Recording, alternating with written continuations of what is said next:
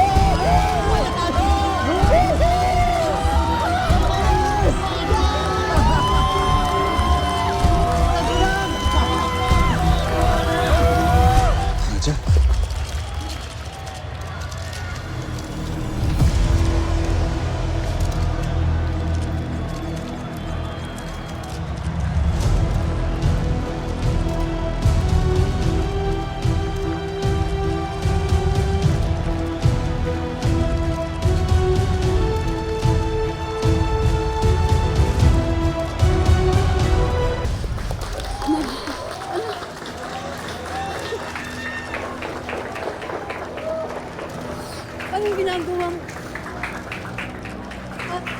Bakit? Kailan ka ba dumating? Bakit di ka nagpasabi? Ano nangyayari? Anong ginagawa niyan dito? Kailan pa ito nangyari, Nay? Gano'n niyo katagal itong tinatago sa akin? Si Nonoy?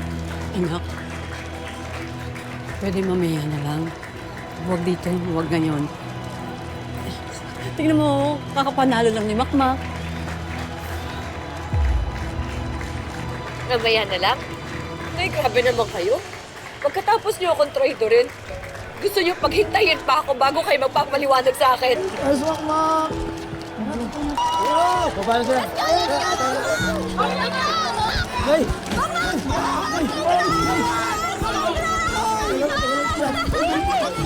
Anak, grabe naman yung salitang katraido rin. Nanay mo ko, no? Paano ko gagawin sa iyo yun? Ano nga ginagawa niyan dito? Nadia? Ma, congrats ma! Ang galing mo dun! Ma, congrats. Ako.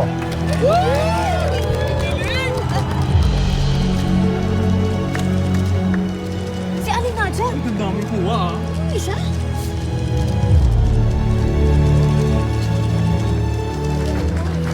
Congrats ma! Nadia, sandali! Ako na muna. Ito ko na. Nadja!